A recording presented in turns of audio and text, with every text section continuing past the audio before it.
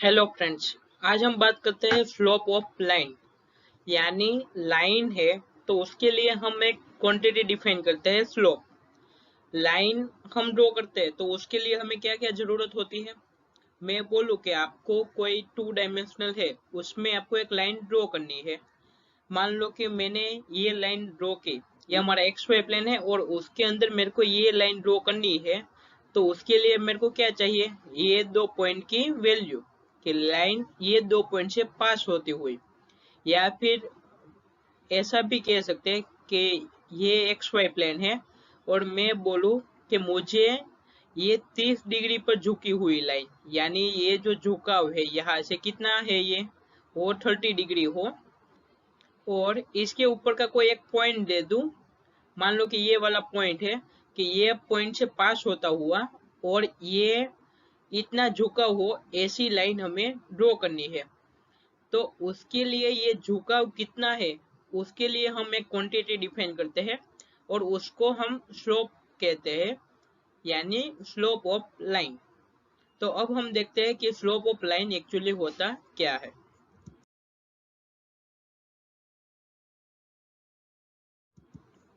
तो यहाँ पर एक फिगर बताई है कि जिसमें ये एक एल लाइन है जो एक्स वाई प्लेन में है। ये जो एंगल बन रहा है उसकी वैल्यू थीटा है। तो सबसे पहले ये एंगल को हम क्या कहते हैं उसको हम समझते हैं और एंगल को किस प्रकार से मेजर करना है। द एंगल से theta made by the line L with positive direction of x axis and measure anti clockwise. यहाँ पर दो तरीके से कर सकते हो, या तो आप positive direction of x axis या फिर negative direction of x axis. तो आपको कौन सी डायरेक्शन को ध्यान में रखकर एंगल बनाना है, पॉजिटिव एक्स एक्सिस। यहाँ से आप एंगल दो तरीके से बना सकते हो, एक तो यहाँ से ऊपर जाओ, यहाँ से कितना है वो वाला, या फिर यहाँ से घूमकर पूरा इधर आओ कि इतना एंगल। तो आपको कौन सा वाला कंसीडर करना है, ये वाला कि पॉजिटिव एक्स एक्सिस के साथ कितना एंगल है, वो भी कौन सी डायरेक्शन में। क्लॉक हमारी ये डायरेक्शन में घूमती है तो हमें एंटी क्लॉकवाइज यानी हमें इस प्रकार से एंगल मेजर करना है। तो पॉजिटिव एक्स एक्सिस के साथ एंटी क्लॉकवाइज डायरेक्शन में लाइन एल एक्स एक्सिस के साथ जो एंगल बनाएगी उसको हम इंक्लिनेशन ऑफ अ लाइन कहते हैं। यहाँ पे जो एंगल बन रहा है उसको हम थीटा नाम देते हैं। तो ये जो थीटा की वैल्यू होगी वो 0 से 180 के बीच में ही होगी। यहाँ पे कंफ्यूजन हो सकता है कि थीटा की वैल्यू 0 से 180 ही क्यों होगी, हमारे पास तो ये पूरा 360 डिग्री का है रोटेशन। तो उसको हम समझते हैं कि उसकी वैल्यू 0 से 180 ही क्यों होती है। मान लो कि ये एक एक्स वाई प्लेन है और उसके अंदर मैं इस प्रकार से लाइन ड्रॉ करूं, तो यहाँ पे जो वैल्यू आएगी थीटा की वैल्यू वो इतनी होगी और उसकी वैल्यू 0 से 90 के बीच में होगी। ये एंगल थीटा की वैल्यू बढ़ाते जाऊं और लाइन इस प्रकार से ड्रॉ करो, तो ये जो वैल्यू होगी वो 90 से प्लस होगी एंड 180 से कम होगी। अब मैं थीटा की वैल्यू और बढ़ाता हूँ तो मेरी लाइन कुछ इस प्रकार से आ जाएगी, इसके ऊपर आ जाएगी इस प्रकार से। तो उसके लिए थीटा की वैल्यू कितनी होगी, यहाँ से यहाँ यानी 180 होगा। अब मैं इससे भी ज्यादा और बढ़ाता हूँ तो मेरे को किस प्रकार से मिलेगी लाइन, ये हमारी लाइन मिलेगी ऐसे। तो उसके लिए जो थीटा होगा वो कैसे फाइंड करना है, positive direction of x axis and anti clockwise direction में। तो यहाँ से इतना ही हमारा थीटा की वैल्यू होगी, ना कि यहाँ से इतना वैल्यू पूरा। हमारी थीटा की वैल्यू यहाँ से यहाँ तक की ही होगी। अब आप अच्छे से समझ गए होंगे कि इंक्लिनेशन ऑफ लाइन कैसे निकालते हैं। एक तो positive direction of x axis and anti clockwise direction में फाइंड करना है। तो यहाँ पे ये जो एंगल मिलता है उसको हम इंक्लिनेशन ऑफ लाइन कहते हैं और ये जो थीटा है उसकी वैल्यू 0 से 180 के बीच में ही रहती है। अब हम देखते हैं इंक्लिनेशन ऑफ हॉरिजॉन्टल लाइन।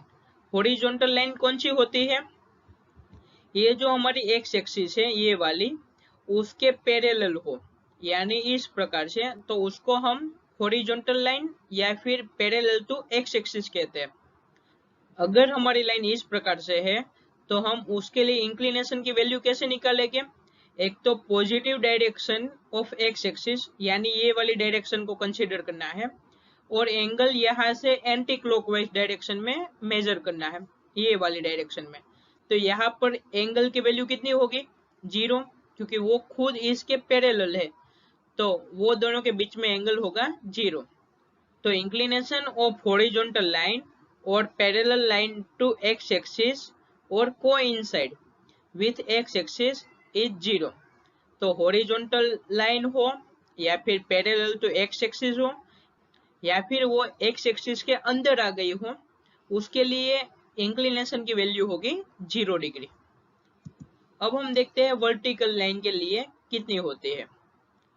तो ये हमारी एक वर्टिकल लाइन है, मान लो कि ये हमारी एक वर्टिकल लाइन है, तो उसके लिए इंक्लिनेशन निकालने के लिए हम क्या करेंगे, ये positive direction of x axis लेंगे और यहाँ से इतनी एंगल, यानी ये वाला एंगल हम लेंगे, तो उसकी वैल्यू हमें मिलेगी 90 डिग्री।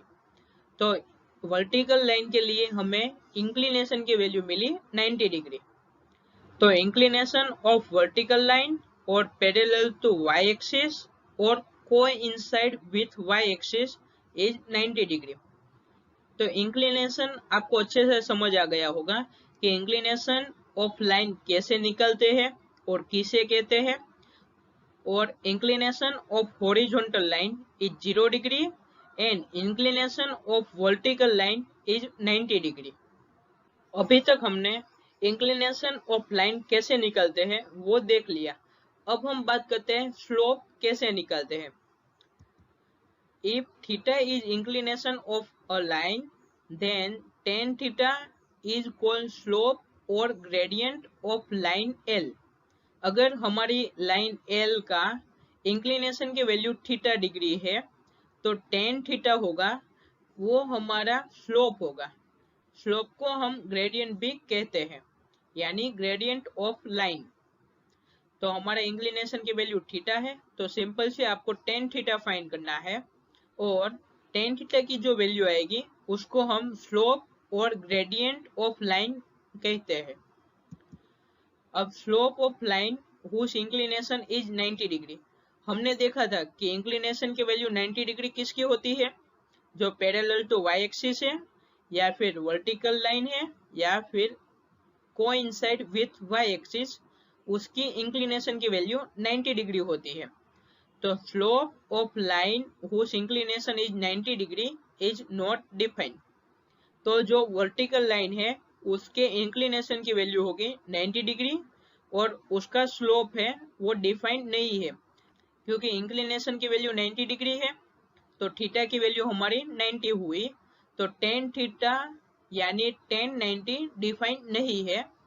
तो slope of vertical line not defined. Slope of line is denoted by m। Slope of line है उसको हम m से डिनोट करते हैं। तो m इज इक्वल टू क्या होगा? tan थीटा, और थीटा की वैल्यू 90 डिग्री नहीं होनी चाहिए क्योंकि tan 90 डिफाइंड नहीं है। Slope of x axis is 0, क्योंकि जो x एक्सिस है उसके इंक्लिनेशन की वैल्यू कितनी होती है? 0 डिग्री, वो हमने देखा था। तो tan 0 होगा 0, तो हमें मिला slope of x axis is tan 0 is equal to 0। और स्लोप ऑफ y एक्सिस, तो y एक्सिस के लिए इंक्लिनेशन की वैल्यू कितनी थी? 90 डिग्री। तो स्लोप ऑफ y एक्सिस क्या होगा? tan 90, जो डिफाइंड नहीं है, तो slope of y axis not defined होगा and slope of x axis is 0 होगा। अब हम देखते हैं कि स्लोप ऑफ लाइन किस प्रकार से निकालते हैं। ये हमने देखा कि स्लोप ऑफ लाइन किसे कहते हैं। तो अगर हमारे इंक्लिनेशन की वैल्यू थीटा डिग्री है तो tan थीटा को हम स्लोप ऑफ लाइन कहते हैं। लेकिन अगर आपको वो इंक्लिनेशन की वैल्यू नहीं दी गई है, यानी थीटा की वैल्यू नहीं है आपके पास, तो आप स्लोप किस प्रकार से निकालोगे वो हम बात करते हैं। तो उसके लिए दो केस है। Case one, when angle theta is acute. Acute angle किसको कहते हैं कि जो एंगल की वैल्यू 90 डिग्री से कम है उसको हम एक्यूट एंगल कहते हैं, और जिस एंगल की वैल्यू 90 डिग्री से ज्यादा है उसको हम ऑब्ट्यूस एंगल कहते हैं। यहाँ पर आपको एक फिगर दिख रही होगी, तो वहां पर एक लाइन दी गई है L, और वो एक्स एक्सिस के साथ पॉजिटिव डायरेक्शन में थीटा जितना एंगल बना रहा है। फिगर में आपको दिख रहा होगा कि ये जो एंगल है उसकी वैल्यू 90 डिग्री से कम है। लाइन L का जो इंक्लिनेशन है उसकी वैल्यू थीटा डिग्री है। उसके ऊपर हमने दो पॉइंट लिए हैं, एक है P, उसके कोऑर्डिनेट है x1, y1, और दूसरा पॉइंट हमने लिया Q, उसके कोऑर्डिनेट है x2, y2। ये वाला Q पॉइंट है और ये वाला पॉइंट हमारा P है। यहाँ पर P से पास होती हुई एक्स एक्सिस के साथ पैरेलल लाइन हमने ड्रॉ की, तो ये यहाँ पर जो पॉइंट मिला उसको हमने M नाम दिया। तो ये एंड एक्स एक्सिस दोनों पैरेलल लाइन है।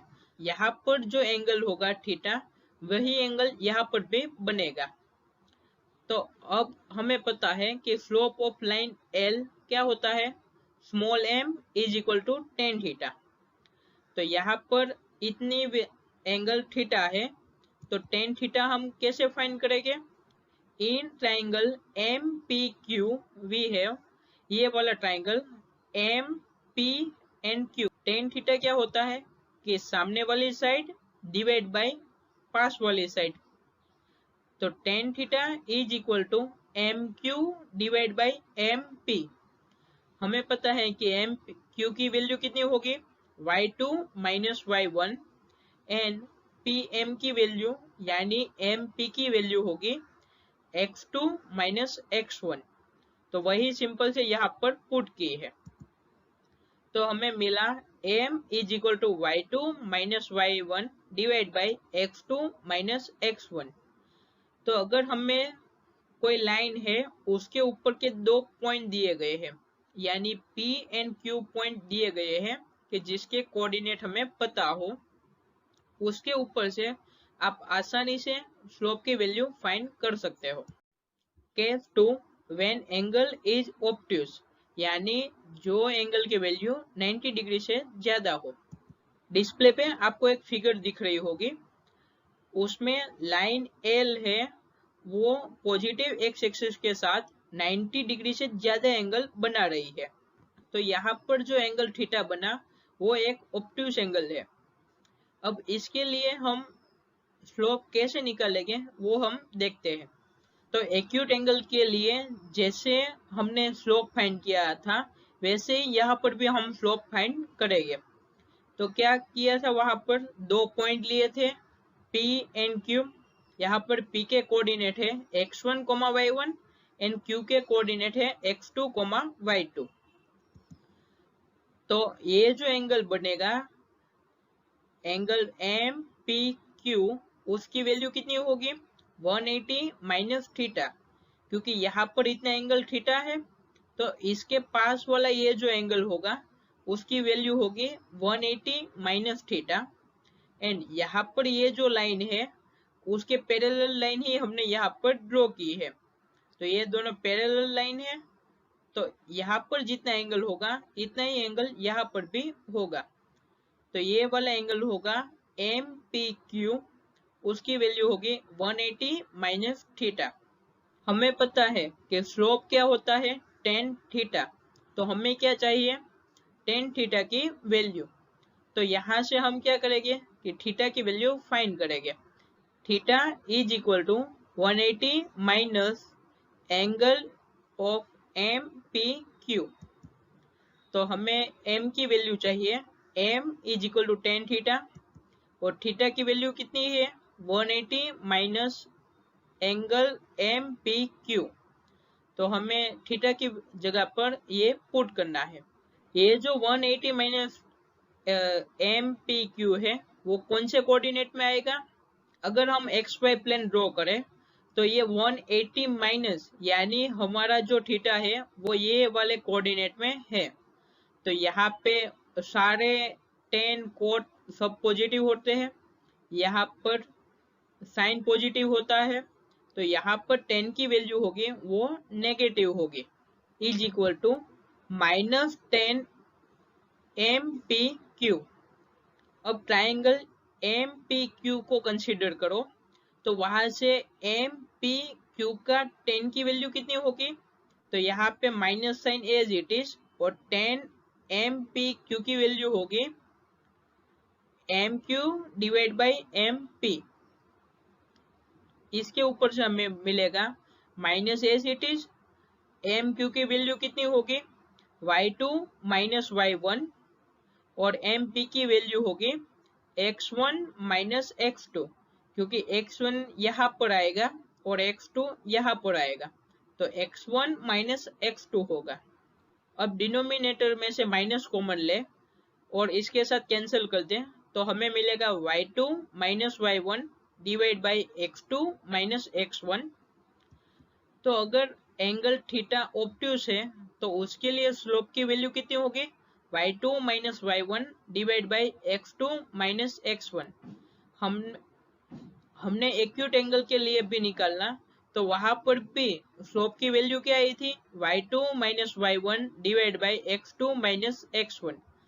यानी कोई भी लाइन है वो x1, y1 and x2, y2 में से पास हो रही है, ये दो पॉइंट में से, तो उसका जो स्लोप होगा उसको हम m से डिनोट करेंगे, और उसकी वैल्यू हमें मिलेगी m is equal to y2 minus y1 divide by x2 minus x1। तो अब आप अच्छे से समझ गए होंगे कि अगर आपको क्वेश्चन में इंक्लिनेशन की वैल्यू दी गई हो तो भी आप स्लोप की वैल्यू निकाल सकते हो, और अगर आपको दो पॉइंट दिए गए हो कि ये दो पॉइंट में से लाइन पास हो रही है तो भी आप स्लोप की वैल्यू निकाल सकते हो। इंक्लिनेशन की मदद से स्लोप निकालना हो तो आप क्या करोगे, टेन थीटा की वैल्यू फाइंड करोगे। अगर आपको दो पॉइंट दिए गए हो और उसके ऊपर से आपको स्लोप निकालना है तो आप ये वाला फॉर्मूला यूज करोगे, m is equal to y2 minus y1 divide by x2 minus x1। Thanks for watching. अगर मेरी तरह मेरे साथ मैथ्स पढ़ना चाहते हो तो please like, share and subscribe करें, ताकि अपने दोस्तों भी हमारी तरह मैथ्स पढ़ सके, इन मैथ्स को एंजॉय करते करते।